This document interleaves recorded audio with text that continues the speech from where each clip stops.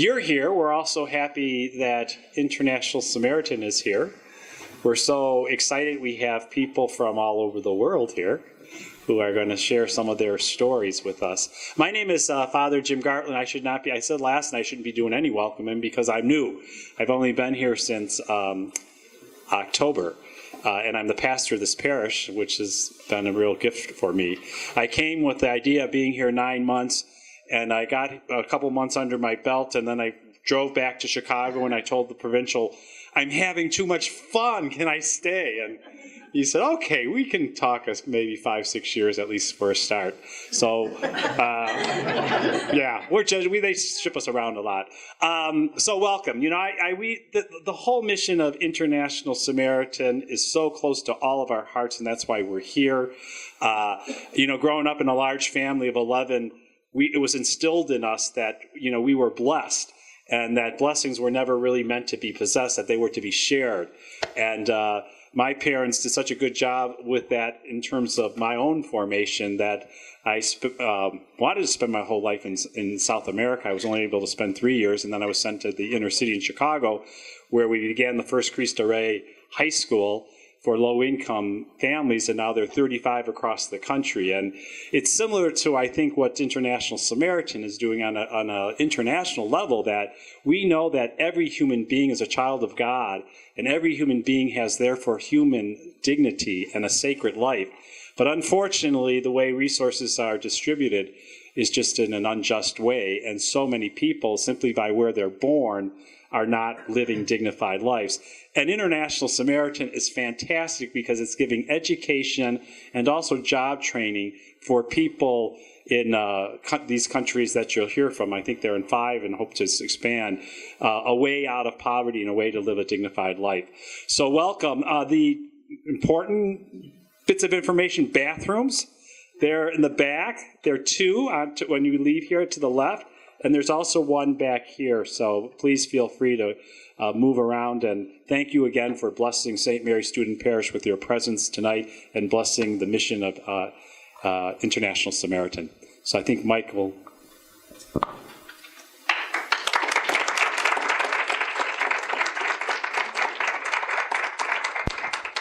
Thank you, Father. I don't know if Father mentioned, as of 24 hours ago, he became a member of our Board of Trustees. And so we're really grateful to have Father Gartland on our board.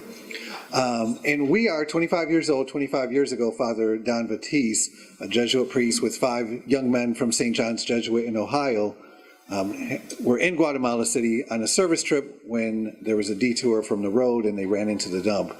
And they stopped and said, we've got to do something. And they built some houses, and that's just one thing led to another. And for 25 years now, people have been called to be that good Samaritan, to stop and see how they can change a life. And we've built homes and medical clinics and schools, and we have service trips with 25 organizations each year. I'm really glad to see some of our people who have traveled with us this year from UT Toledo Honors are here. Where are you? If you could raise your hand. Over here, came back up tonight from UT Toledo. Thank you so much for being here. Are there any other people who have been on a trip with International Samaritan in the past? If you could, just stand up for a second so we can just give you a big hand and thank you.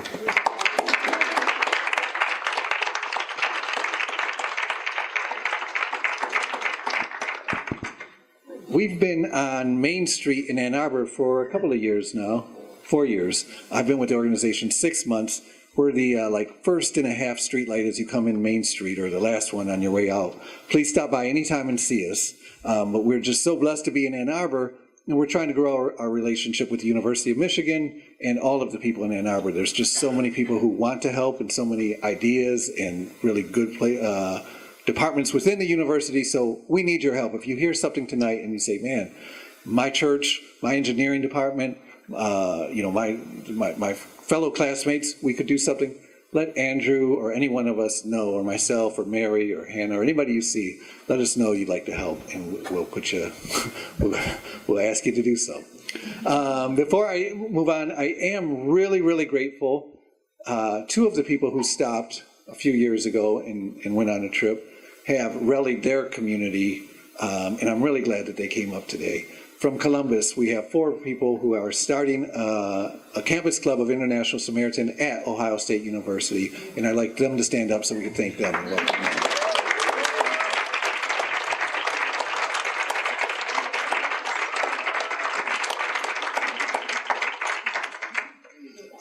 We've got really good food from a Guatemalan bakery in Ypsilanti called Panaderia La Bendición.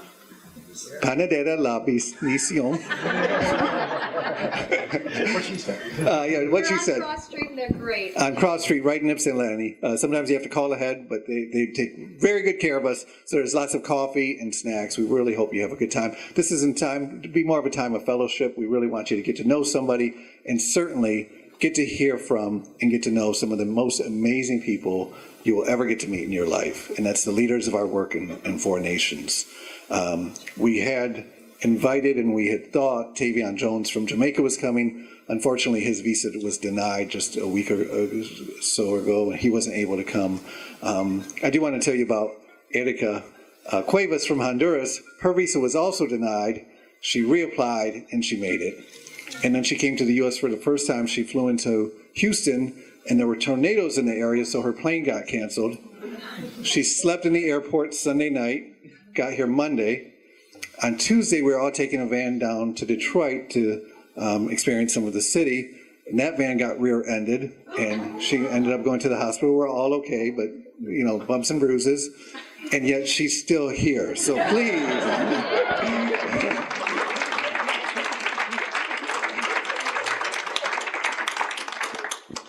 So first thing we're going to do is see a video about her where I think, hopefully you know, our mission is to walk hand in hand with people in garbage dump communities to help them break out of poverty. We envision a world in which the garbage dumps of developing nations are no longer homes to human beings struggling to survive. And we're going to see a video about one person's story first, and then you're going to hear from Selam Terefe, our leader in Ethiopia, and then we're going to ask each of our leaders, I'll introduce them in a minute, they'll tell you a little bit about themselves, and then we'll have questions and answers. So we're going to see the video, and then Salam's going to come up. I just want to tell you, first week on the job, I talked with each person, and I was just so compelled by what I was hearing about Ethiopia and who this person is and how she came to lead our work, that I flew out there, and I was even more blown away when I saw the impact of the work she's led over 4 years. And so we're going to ask her, Selam, to lead our conversation off tonight, but we thought it might be helpful just to show a video about one of our students before we get started. So we're going to do that now. My name is Rahel and I am 19 years old. I live with my mother and my twin brother, as my father passed away when I was just a child. We live in a garbage dump site of Addis Ababa, commonly known as Kor. My mother did her best to raise me and my brother. She worked as a day laborer, washing other people's clothes, and collected and sold recyclable items from Kor. My mother lives with HIV/AIDS, and my brother and I do everything to care for her. My brother and I used to attend school until 3 p.m. and then collect and sell plastic bottles and metals from the garbage. We didn't have time to study, and we ate anything we found. Kor is a dangerous place, especially for a girl. I have been victim to harassment, and I know many girls my age who have been raped. My brother couldn't bear to see me work there, so he quit school in the 6th grade to work full-time in the dump. His sacrifice breaks my heart. Because of my brother, I was able to graduate high school, and I went off to get my associate's degree in Cuevas Metropolitan University. Learning at the university was difficult for me. Being from the garbage dump community was a barrier for me to interact casually with my peers. My classmates came from good families and they dressed well. My clothes were always torn or dirty, which made me feel isolated. I faced financial challenges as well, as the college was 20 kilometers from my home. I had to rent a house closer to the university, which I shared with 3 other students. Living in the rental house presented its own set of problems. We couldn't turn on the lights to study at night, and we always went to bed with empty stomachs.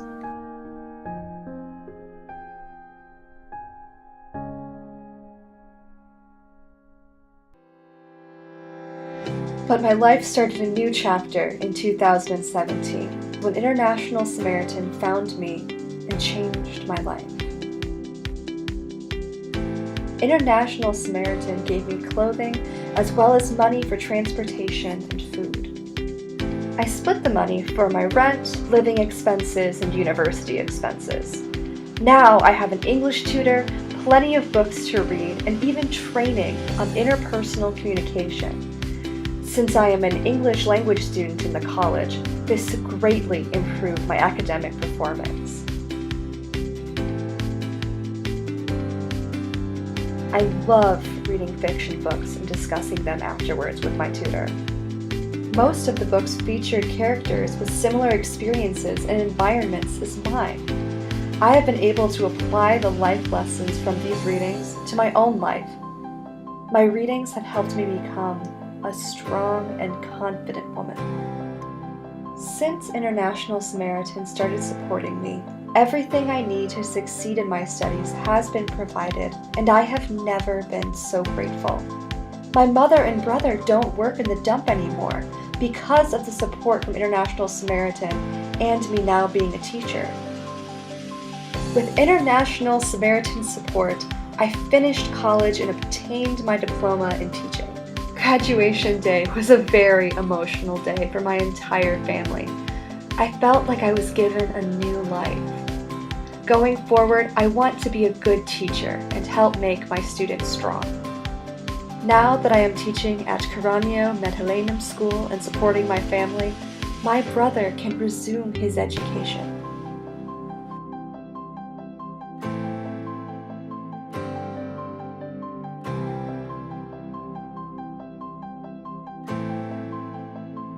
Thank you, International Samaritan, for helping me achieve my dream.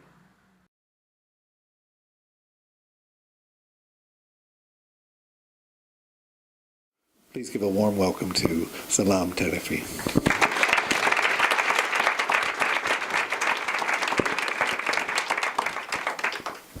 So I told Rahel that we're going to show the documentary, and she said, I hope they like me. I hope you did. Thank you, Mike, for the introduction, and everyone for coming here to hear our stories, our experience, and also the stories of many students who we did not get the chance to see all. And Saint Mary Parish for allowing us to use the space. So I'm really happy to be here. It took me 25 hours to come here, and it has been worth it, because of the connection that we have made and all the people that I have got the honor and the pleasure to meet. So the video that we just saw of Rahel is one of the 6,000 boys and girls who go to Kore. Kore is one of the largest garbage site that we have in Africa. And then it sits in Addis. Addis Ababa is the capital city of Ethiopia, and it's a home of over 5 million people. So the garbage is right just in the center. You might have seen it in the video. There are houses nearby, and the people, they live very close to the garbage because they have to wake up early in the morning at 4 a.m. to find whatever valuable is in the garbage, and that's what they use to eat. Their clothing and everything comes from the garbage. And Rahel is one of the 6,000 young boys and girls who was in desperate need of getting support from International Samaritan. You might have seen it in the brochure that there are over 15 million people who live and work in the garbage. And Rahel's story is in Addis, and we are going to be hearing from my colleagues who do amazing work in different parts of the world. So always when people ask me about why we do what we do, I go back to my experience, my first day at work, and the stories that actually touched my heart. I'm going to be sharing one of the stories with you tonight. So I had a list of questions that I was asking the students, which starts with their name, their age, and their dreams. One of the girls that I spoke, she was 16 at that time. Her name is Adunya. I asked Adunya her name, it was easy. I just wrote it down, her age. And then when I went to asking her about her dream, she was so quick to answer. I asked her, what's your dream? She told me that her dream is to know numbers from 1 to 100. I was like, dream, Yeah. So I asked her why, and she said, every day, whenever they collect the garbage, there is a bus which waits for them outside so that they can just pick it up and then go to the market and sell it. She has to ask people what bus number it is, which takes her to the market. And she did not like the idea of asking people every day, and that was life for her. That's what her parents were doing, and she thought that was what was left for her. So at least to know the basics of numbers from 1 to 100. I was just, okay. And then I was asking other girls, another girl, Ma'aragi, that I spoke to. I asked her her dream. She looked at me, and for her, it took her time to reply. And I asked her again, Ma'aragi, when you grow big like me, at some point, what do you want to become? She told me that she doesn't want to grow. As okay. I'm getting all these stories, and I asked her, why? You grow. It's, a natural process, unless something comes, you grow. And what's your dream? She showed me her house. Her place is under the stairs. So she saw how her parents were struggling to get in and out. For a 5-year-old girl, it was easy to get in and out. So that was her defining moment, saying that I'm comfortable this way, and I wish I wouldn't grow and struggle like my families to get in and out. So those stories for me, they changed me, the perspective I have of life, the things that I take for granted, because the garbage dumping site is not far from where I live. It's 10 minutes drive from where I was, but I avoid the road every day, and I didn't know all those stories. So for me, it's something which is very close to my heart, and something that has shaped me and changed me of how I see the world. So that was before 4 years. Where are these students now? Ma'aragi, she goes to one of the best schools we have in Addis. It's called the Don Bosco School. She's a 4th grader. Now she has dreams of being a lawyer. Adunya, the one whose dream was to know numbers, the basics from 1 to 100, she wants to become a medical doctor. So such things, they give me hope. And I see the work of God, because the way we started was very small. We were not actually sure of how you cannot just teach someone to have a dream. For these girls, the opportunity of going to school, it just gave them dream, So it's not us who did it, but I always see how God uses me and the rest of the community to make sure that these kids are given the opportunity of having dream. And I'm really glad to be here, because this has been possible because of many of the people who are sitting here, people who go on field trips, people who give us the moral support whenever we need it, people who pray for us and who give us their resource and time. So I want to use this opportunity to say thank you, because all the things that we think are really small, it actually gives people hope and dream. So now, the way we try to help these children is we give them scholarship. We make sure that they get all the basics with school supplies, clothing, and everything. And also food is a big thing. For them, they have to wake up early in the morning at 4 to get leftover food from the garbage. So we make sure that food is available. And the way we do it is we work with local communities, and then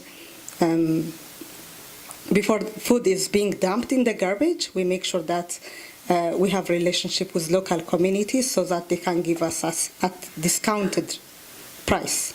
And we have maintained strong relationship with the community, and they know our work. And yeah, so like food is one aspect.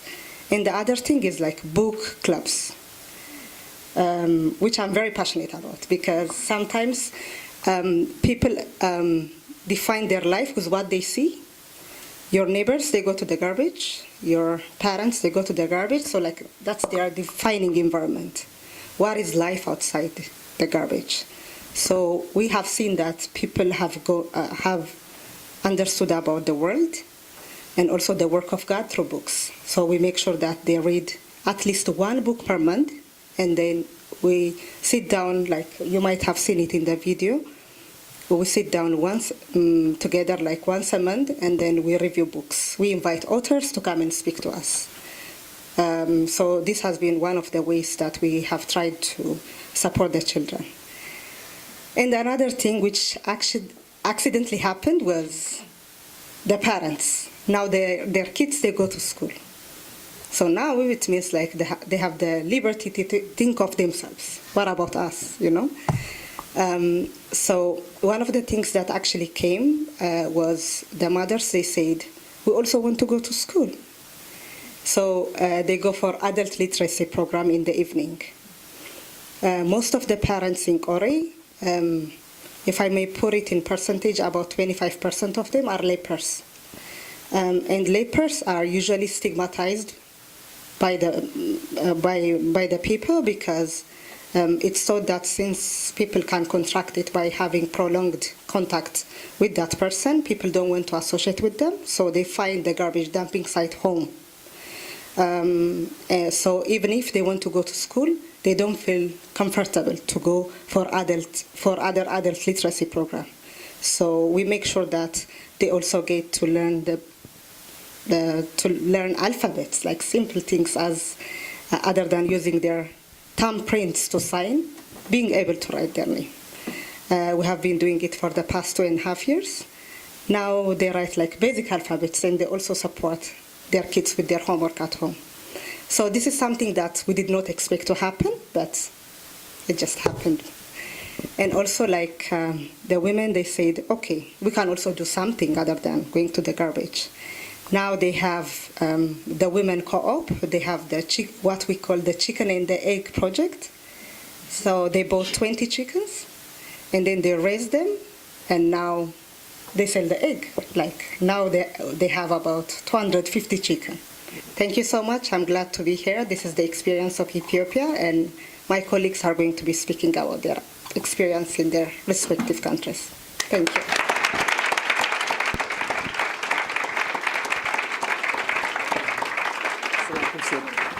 As they just come sit down, I'll introduce you if you sit. As they come to sit down, I do just want to say that there's a few parts of our model, and one is we always like to have people come serve in the nations we serve. Because of the high crime rates in Honduras and the political challenges in Nicaragua, there's actually, the State Department has a travel advisory. And so while we used to have 20 trips a year to Honduras and Nicaragua, we haven't been able to do that for the last year. And we do want to have trips begin to Ethiopia. So if somebody just hears Selam tonight and says, you know what, 25 hours in a plane isn't that bad of a deal. Just know, but I'm being serious. We really want to see medical missions and service trips in 2020. And if that's on your heart, please let me or Andrew know afterwards, because we really want to make that happen. So we've begun through the video and from Selam to paint a picture of what life is like in the dumps and the work that we're doing to help people break out of that generational poverty. Over the next few minutes, you're going to hear in this order from Erika Cuevas in Honduras, and then Angelica Cancinos from Guatemala, and Tim Bouldry, who's been leading our work in Nicaragua for the last 4 years, but originally from Boston, MA. To there, yeah. Near Boston. So without further ado, I'm just going to put it over to Erika, and Emily, who is our program coordinator, works closely with each of these folks on the scholarships that we give in that process and making sure that everything is working well. Emily will translate for Erika and Angelica, and then at the reception afterwards, they'll each have a translator with them. So if you have questions but don't speak Spanish, don't be shy. We have plenty of time built in and translators with them, so you can be sure to talk with them afterwards. So, Erika.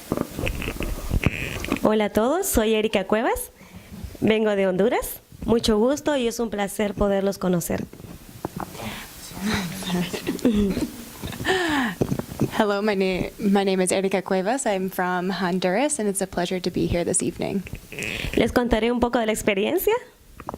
I'm going to explain a little bit about my experience. Primeramente, gracias a Dios porque estoy aquí. First of all, I want to thank God for the opportunity to be here today. Pasé muchos obstáculos, pero aquí estoy. There were a couple obstacles getting here, but here I am. And Desde dormir en Houston, en el aeropuerto, hasta llegar. I even had to spend the night in Houston, but here I am today and ready Pero to aquí go. estoy, Here I am. compartiendo con ustedes de la experiencia que tenemos en Honduras. I'll be sharing my experience of the work that we do in Honduras with all of you. Tengo 13 años de trabajar en los basureros de San Pedro Sula, Honduras.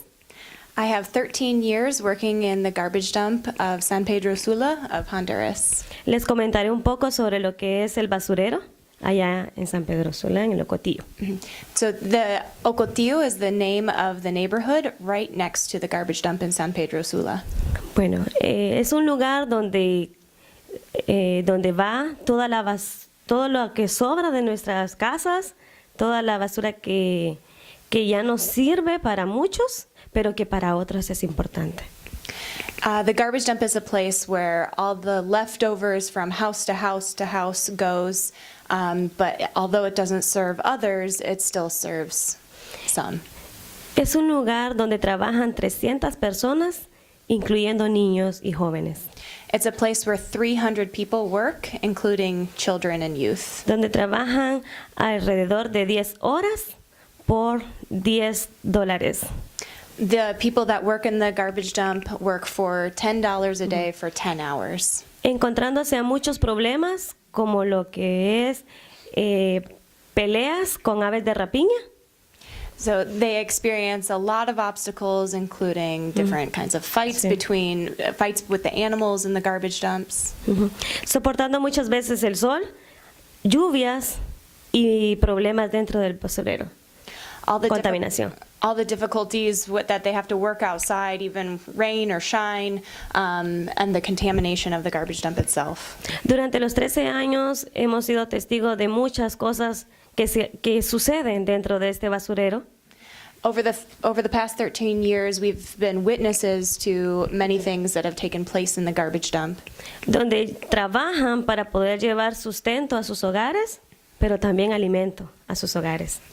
It's a place where those who work there have to pick through the garbage to take food back to their homes. Muchas de las familias que trabajan ahí comen de lo que hay ahí en el basurero. The families that work there find food that they feed their families back home. Lo que es leche, verduras, carnes.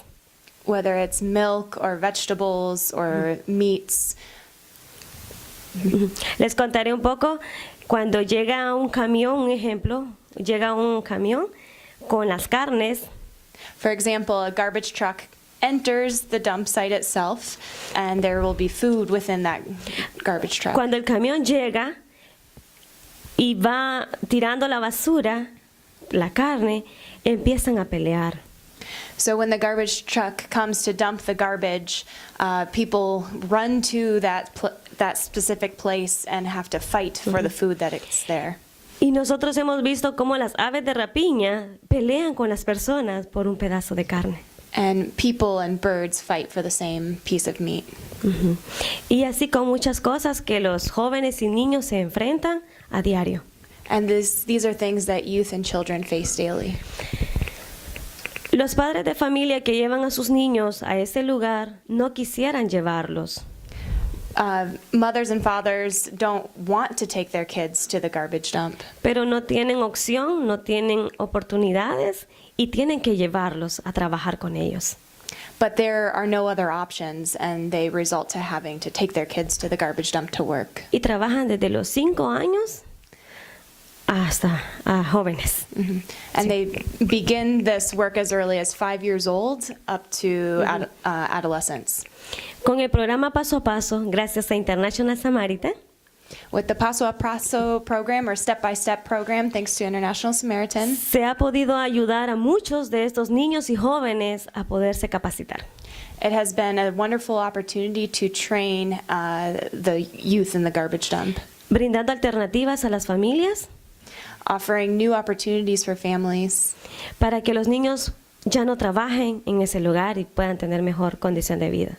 so that children don't have to go to the garbage dump anymore and that they may have a better quality of life. International Samaritan nos ha proveído de educación, salud, recreación.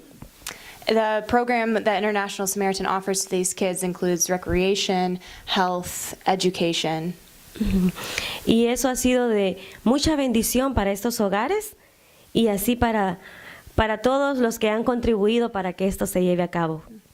And I know that it's such a blessing to the children and the youth in the area to receive these new opportunities. Cambiando vidas. It changes lives. Dauri Pineda es uno de los jóvenes que nosotros tenemos.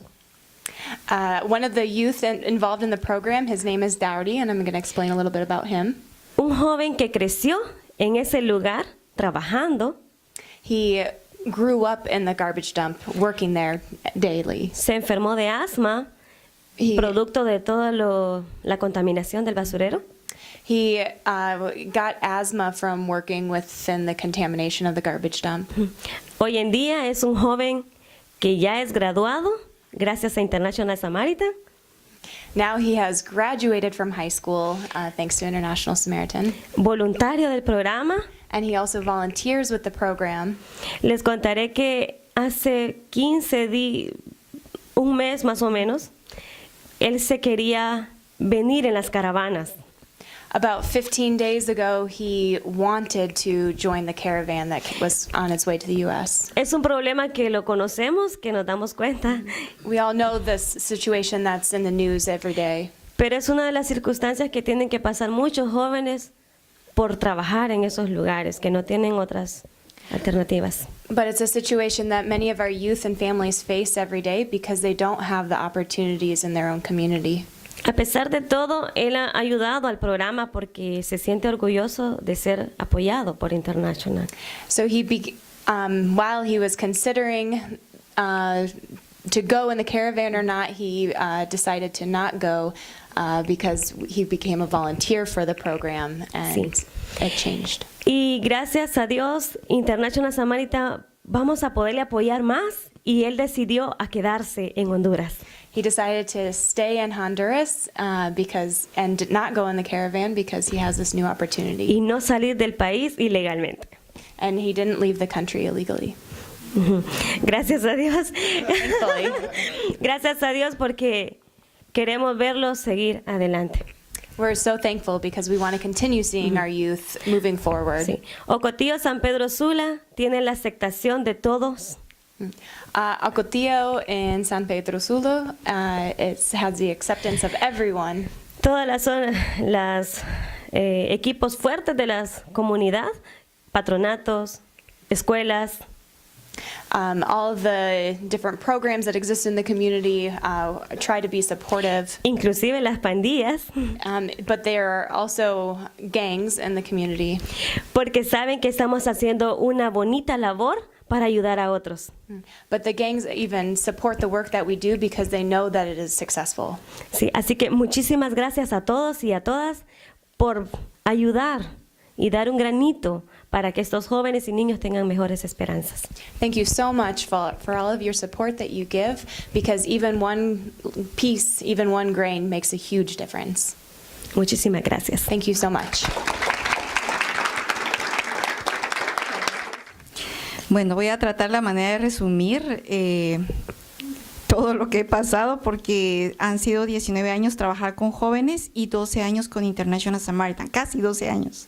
I have 19 years working with youth and children, but of those 19, 12 of those are with International Samaritan. International Samaritan sí cambia vidas. International Samaritan does change lives. Si en el tiempo que hubiera estado esas ayudas, en el tiempo que mi madre llegó a los 12 años al área, tal vez yo no estuviera ahí en International Samaritan, pero International Samaritan llegó y es una bendición. It was such a blessing when International Samaritan arrived 12 years ago.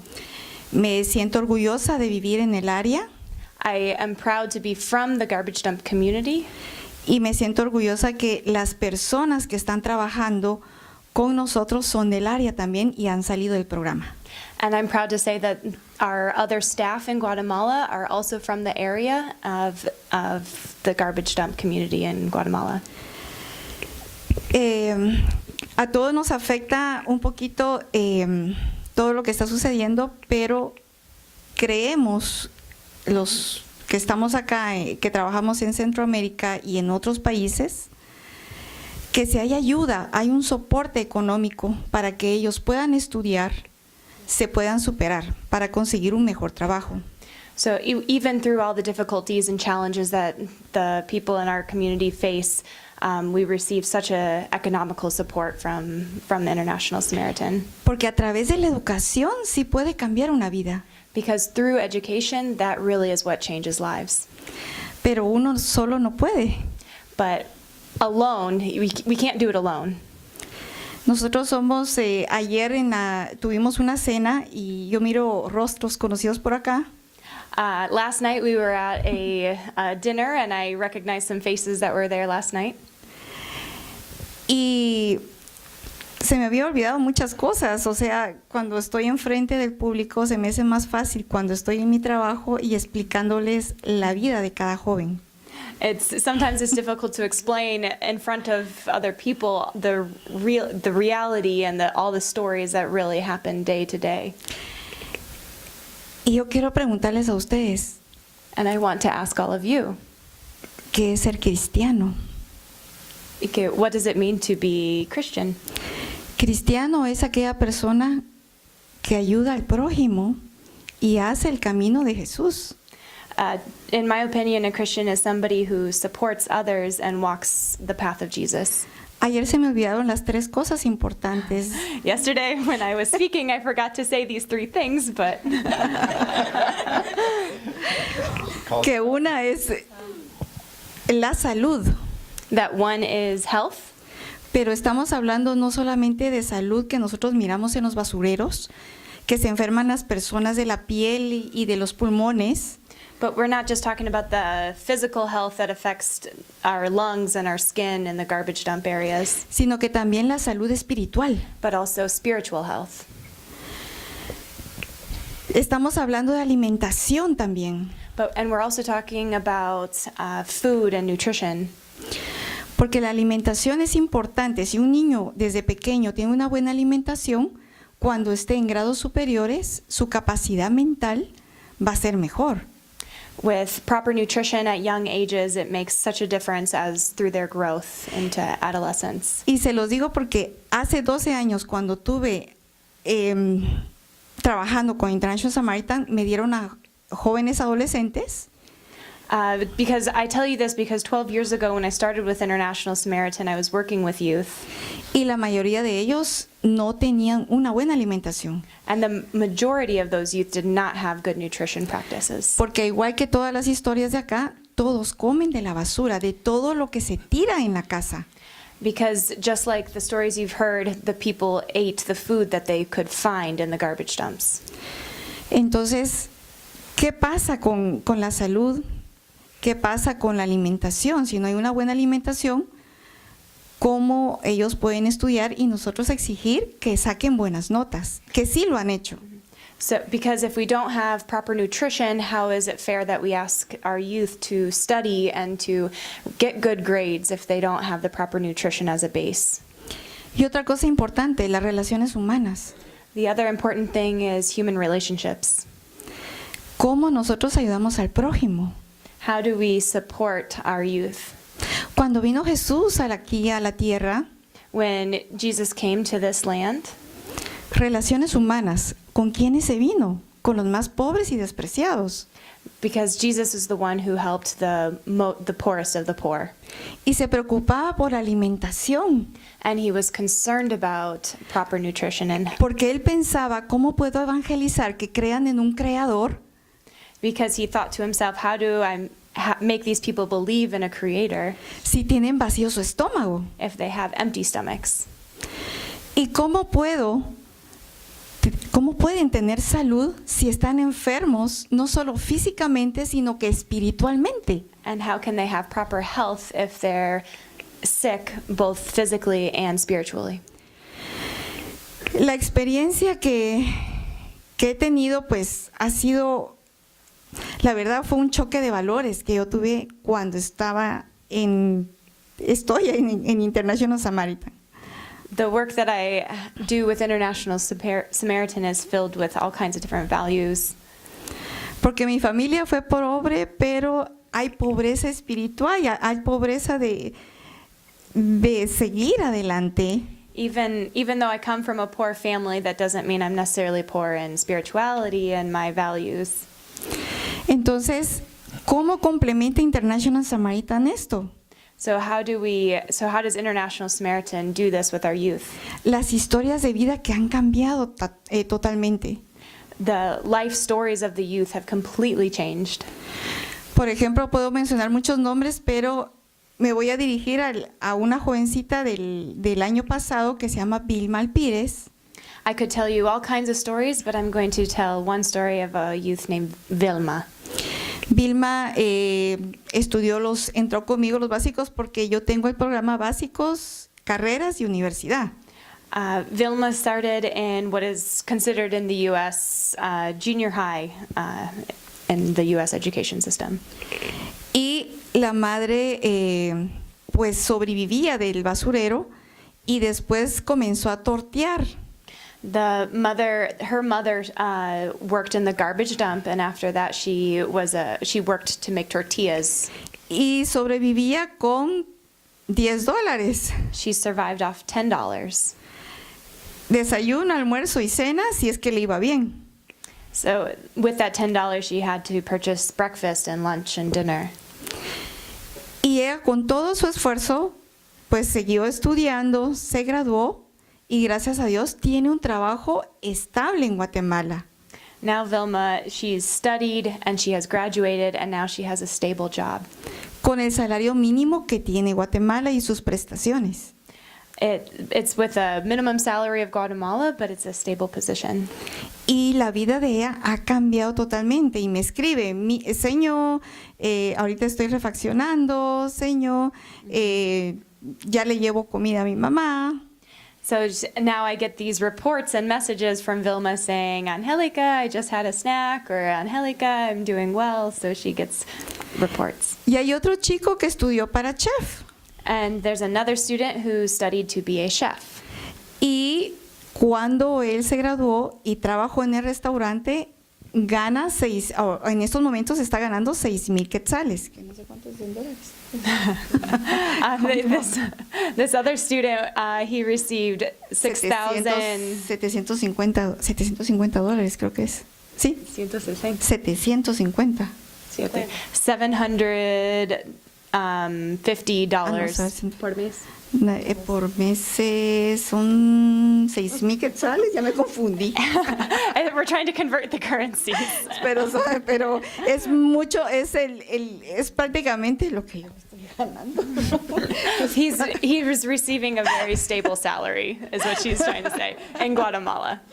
Entonces, son tantas historias de vida que se cambian cuando se obtiene oportunidades de estudio. Y por eso les vuelvo a preguntar. And like these stories, there are so many others of how the education has really changed lives. ¿Qué es ser cristiano? And so I ask again, what does it mean to be a Christian? 3 preocupaciones de Jesús. The 3 concerns that Jesus had. Relaciones humanas, Human relationships. mi prójimo. Mi prójimo. Prójimo, mi hermano. Oh, my brother. My neighbor. Ajá. Salud, And health. no solo física, sino que espiritual. Not only physical, but also spiritually. Y alimentación. And food. Yo no puedo evangelizar a alguien, no puedo cambiar una vida si no tengo estas tres cosas. We can't change lives without these three things. Entonces son bendiciones And y yo me siento muy privilegiada And these have been such blessings, and I feel so privileged. y humildemente les digo, es fantástico estar acá, And I tell you, it's so fantastic to be here today.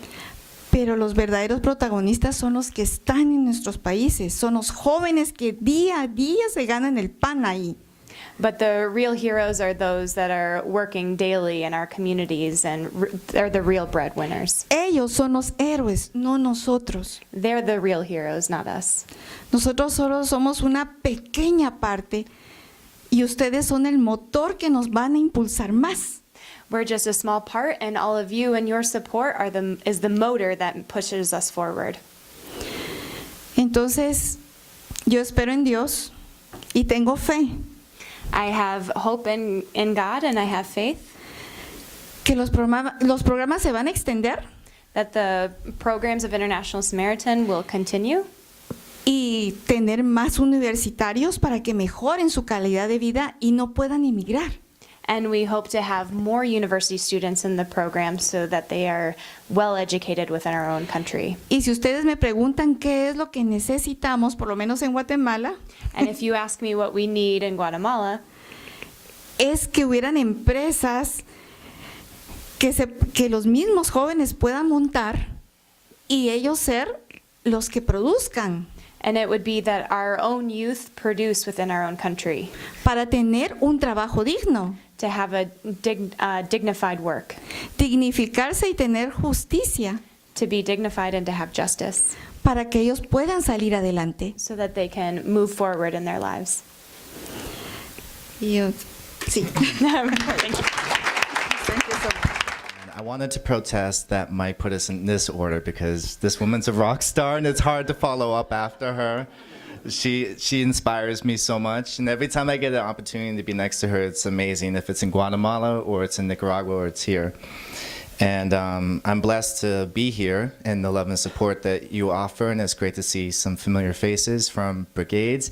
And it's so nice to be like in our country and not like suffering in the heat and the dirt and running around sweating and everything. I've been blessed with that whole community, and I've been blessed with International Samaritan who found me, and I was a gateway into the community. Lechereca, at that time, there's a Spanish government came and created a community and took people out, but the people still go in and recycle. At the time I used to be there, it was 10 years ago, so there was no help from anyone. It was just open and anyone could go in, and it was 1,800 people at that time. So they relocated the people into an area called Villa Guadalupe. So that made it a little bit easier for me to work because I didn't have to go directly into the dump. I could go from house to house. And a lot of these people in the community converted their houses into little sorting plants. I think maybe you probably came and saw that yourself. And depending on the political situation, which I'll get into in a little bit, and the ecological, how everything's going, politically and also just like with money, it changes how the dump is. Like right now, the economy is crashing there, and so that means people are buying less trash, and then less jobs, and then more people going to recycle informally. So leading into one girl I want to tell you about is Noemi. I've known her for many years. She moved there from Puerto Cabeza, is from the Caribbean coast. And, this is like the early 2000s when there was this huge boom of Lechereca. Like people wanted to go there, as horrible as it is, because they had no other option. And you could recycle and actually make a pretty good salary doing this, and you're an entrepreneur. You can do whatever you want, work whenever you want. And she moved there with her family and her mother.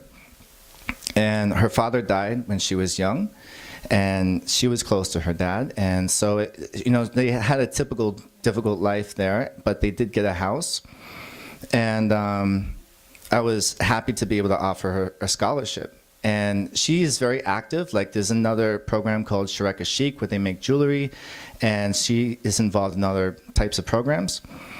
And we got her into a private school, and then she graduated, and now she's her first year at a school to become a doctor. So she's in med school right now, and I'm really proud of her. And I just got news this week. I was going to tell you this later, Mike, but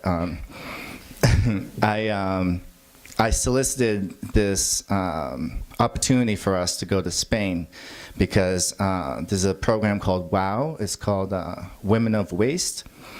And it's all types of women. I've been to their conference before, and it's women of all structures that deal with waste, like from poor to, very organized, big cities, to informal to formal. And they said yes, and they're going to fly us out there in October. So I'm like so excited about that. And we don't need to deal with visas, which is like so amazing too. Also, the mother is in the program. I put her into beauty school, and at first I wasn't sure about beauty school. It's expensive. I'm like, what's it going to really do? But she's been beautifying her daughter, her family, the neighbors. She gets to like kind of work out of her house, and it's actually been a good turnout. Politically, this past year has been very difficult in Nicaragua, and I was there for all of that lovely, colorful activity. It's a little difficult to explain, and I lost 3 people that were close to me this past year. And so I'm not sure how to explain that because it all just happened like this in one moment. You always talked about Nicaragua being very safe. It's like the second safest or whatever in Central America. And there's a lot of suppression. And that suppression I even see just in the dump sites. I think I was just talking to you about how if there's a hurricane, they move the people to the dump site. Like that's sort of the way that they deal with those people.